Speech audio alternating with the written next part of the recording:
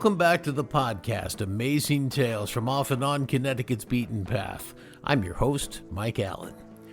Have you ever ridden in a car that's going faster than 100 miles an hour? Well, at the Thompson Speedway in Thompson, Connecticut, that is the norm. Thompson Speedway is located in the far northeast corner of this state. Now, the racetrack's been at the center of so many firsts in the development of car racing in this country. Well, I think you're going to be amazed. And, you don't have to be a racing enthusiast to find this story absolutely fascinating. Here to tell us about it is somebody who's had a front row seat to the story. D.R. Honig of the Honig family, owners and operators of Thompson Speedway for decades. Wait until you hear the stories that DR has, including some involving famous drivers who have been to Thompson Speedway. He's going to be along momentarily.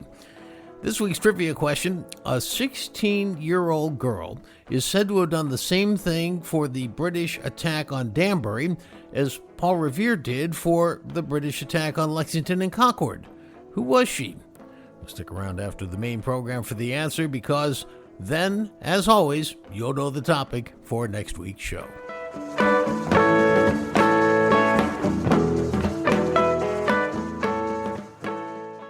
Well, even if you've never actually been to a race car track, we all know the sound of engines revving at full throttle as they race around the course, because America's had a love affair with their cars ever since they were developed, and it didn't take long for the sport of car racing to take hold.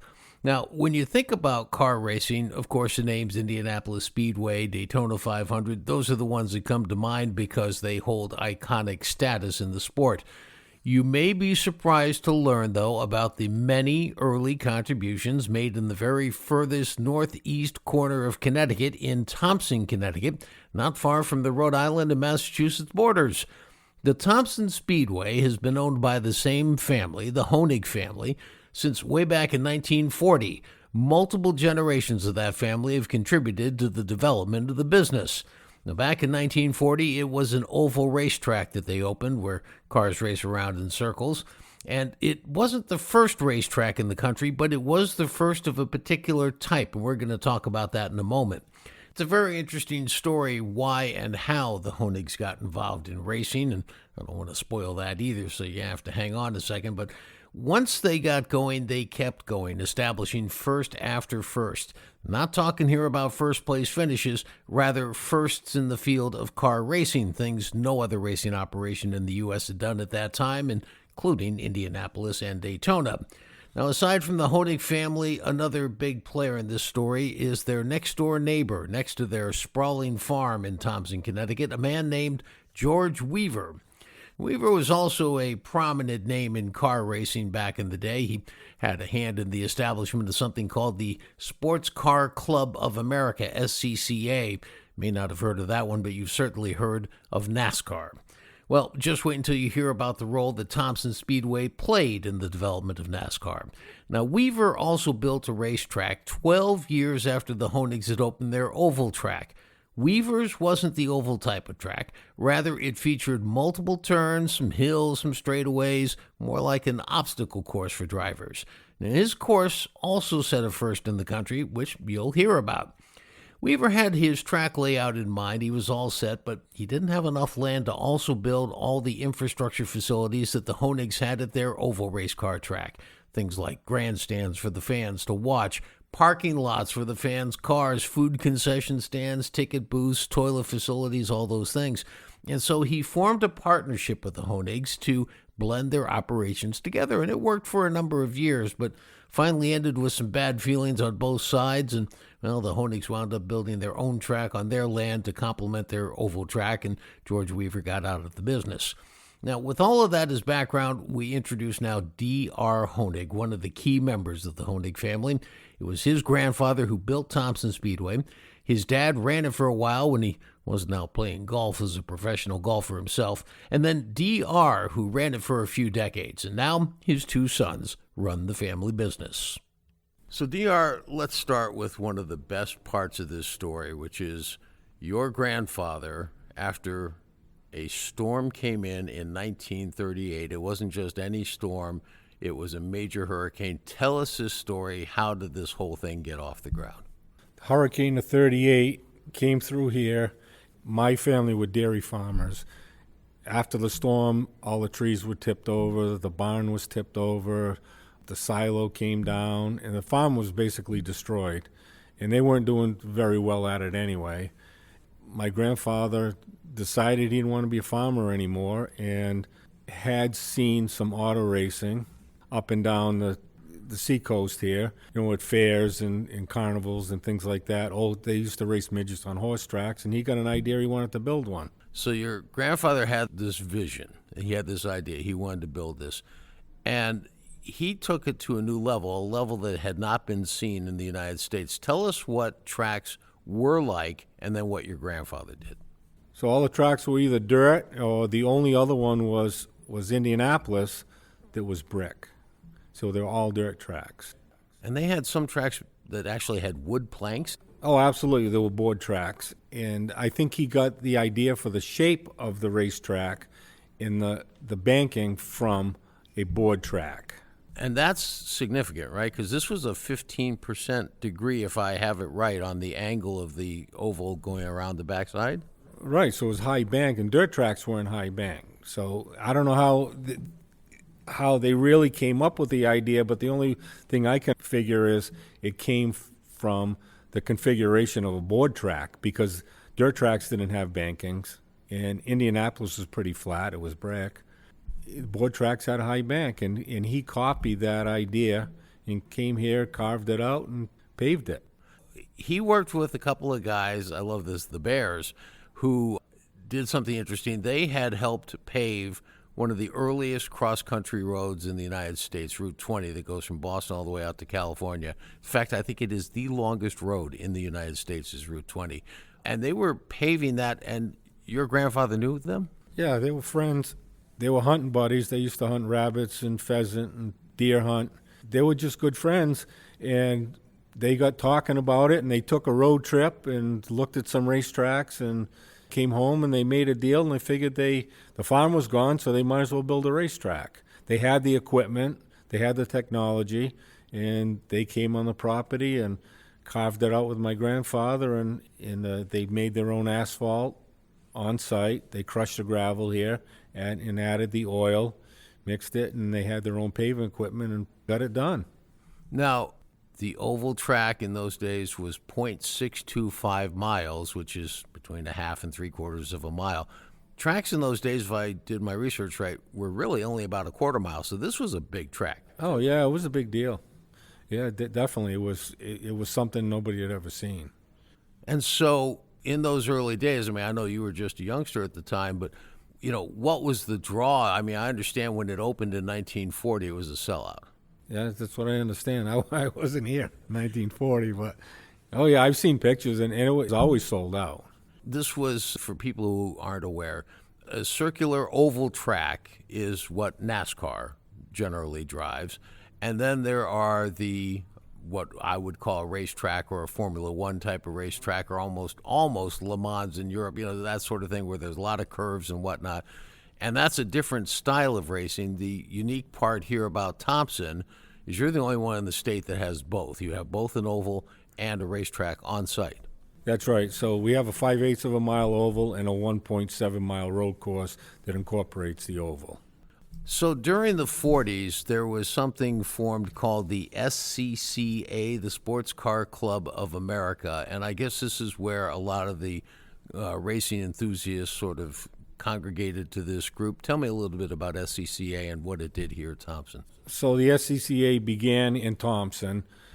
It was developed by George Weaver, who was an adjacent landowner, and became partners with my family, my grandfather.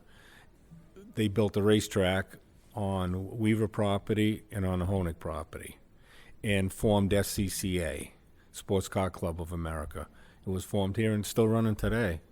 Now, this is really important historically because it opened in 1952, and around that time and just before that, the options that people had for racing cars in that kind of configuration with a racetrack was to close downtown streets. They did this in Watkins Glen. I think they did it in Bridgehampton, if I have it right, and it was dangerous. It was dangerous. A lot of people got killed. People are hitting trees and telephone poles, and people are getting run over in the streets. So they decided they had to have a closed circuit, for safety. And on this property, it was the first closed circuit road course in the United States. Now, when Weaver was running his races here, I understand that a lot of luminaries came through here. So one of them, we were talking before we started recording, Mario Andretti. Tell me that story. So Mario Andretti raced on the oval here, not on the road. I'm not sure if he raced on the road course. I don't think so.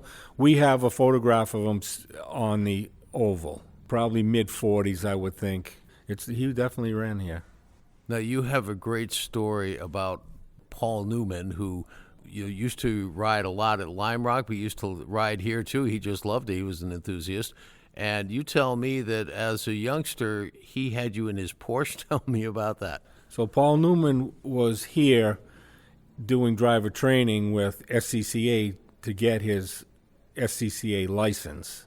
This is where he did, I believe, most of his training, and came back and raced here in later years. And I was a little kid running around on my mini bike and ran into him, and he asked me if I wanted to ride in his Porsche, and he gave me a ride around the road course in his Porsche, and it's the fastest I've ever been in a car. It was 130 miles an hour.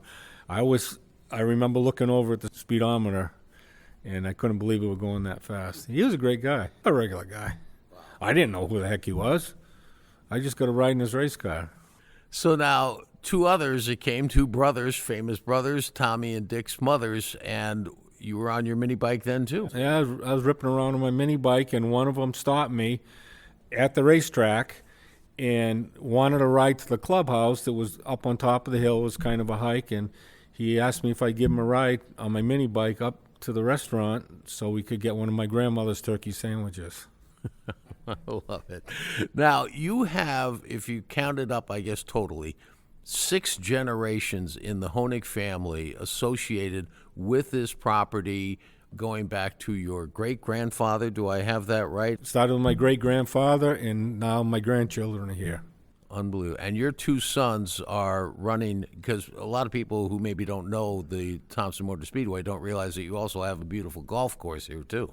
Yeah, so I'm retired now, and my 2 boys that are in their 40s, they're running the entire operation. We're fortunate that every generation had a passion to keep it going, because it's a lot of work. It's tough going. It's 7 days a week. But yeah, I guess it's in our blood, and it's our legacy, so we just keep doing it. So now let's talk for a second. So I guess after the partnership with your family and George Weaver broke up, the racetrack itself, which is a lot to maintain, is almost 2 miles long in terms of keeping it paved and maintained and all that other stuff. That was sort of left alone. The oval was the main source of business for a while, and then your son John decided to put it back into business. Tell us that part of the story. After college, my son John wanted to come back and get involved in the business, which he had been until he left for school. Came back and he analyzed the whole thing. He said, "Dad, we can't just run this operation 30 days a year. We just can't survive at it. And, we're struggling, you're struggling, and I'm not going to do it. If we're going to keep this thing going, we need to take a step forward and do something different." His plan was to build a road course that we could operate not on a weekly basis, but every single day during the season. So we went from 30 events to around 200 events a year we're running. So we're a really busy facility now, basically a rental facility. We do not promote events ourselves. We maintain the facility, and we host whatever event a promoter wants to come and do. 2 great pieces of trivia here to wrap up. Number 1, on your golf course, I guess it's on the 3rd hole, there's a gigantic boulder there with now a plate inscripted in it. Could you tell us what that's all about?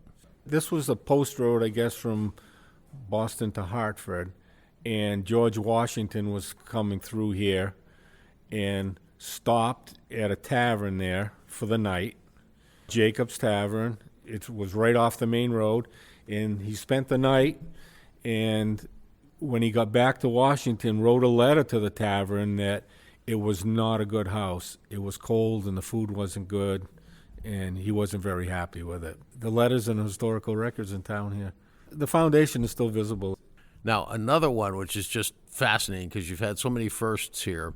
We're sitting in the banquet room here that you loan out or rent out for all sorts of events, weddings, and so on and so forth. A big, beautiful room. And it was in the corner of this room where some pretty interesting business took place. Can you tell me about that? NASCAR was in its infancy. They were just getting going. They were really trying to get it organized, trying to get all the racetracks and drivers organized through the country because there were different rules and schedule conflicts all through the country. They wanted to get it organized. So they got together here with Bill France Sr. and Bill Tuthill, and my grandfather was here, which my grandfather was not involved in NASCAR, but he was associated with these people, and they were here during the race or whatever, and they had a meeting in this room, right in the corner, and they formed NASCAR. Another first. Well, today the Honigs rent out their racetrack to anybody who wants to race there, and they are booked solid in the months when the racetrack is open. Well, DR says the downside of the business over the years, though, was the number of friends that he lost in crashes, reminding him of just how dangerous race car driving can be. In fact, he says he's never personally raced a car, even though he has a race car track literally in his backyard.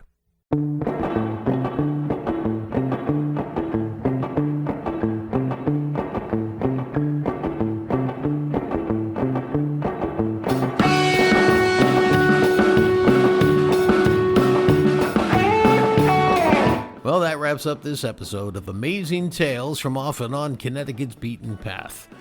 There are 3 other race car tracks in the state. Each has its own history, but none made the same types of contributions to the sport of auto racing as the original Thompson Speedway. I want to thank our guest for today's program, D.R. Honig, a key member of the Honig family that has owned, operated, and developed Thompson Speedway in Thompson, Connecticut for multiple generations. The answer to this week's trivia question, well, the question was, a 16-year-old girl is said to have done the same thing during the British attack on Danbury as Paul Revere did during Lexington and Concord. Who was she? The answer, Sybil Luddington of Dutchess County, New York. Next week on Amazing Tales CT, we normally focus here on Connecticut people, but we're making an exception to examine the legend of Sybil Luddington. Did she really make that ride as folklore suggests she did? After all, her ride was to drum up Patriot militia to come to the aid of Danbury, which was under siege by the British. We'll have some fascinating facts to share next week on the pros and cons of that legend. Amazing Tales from Off and On Connecticut's Beaten Path is a production of True North Associates, LLC. This is Mike Allen. Be safe and stay healthy.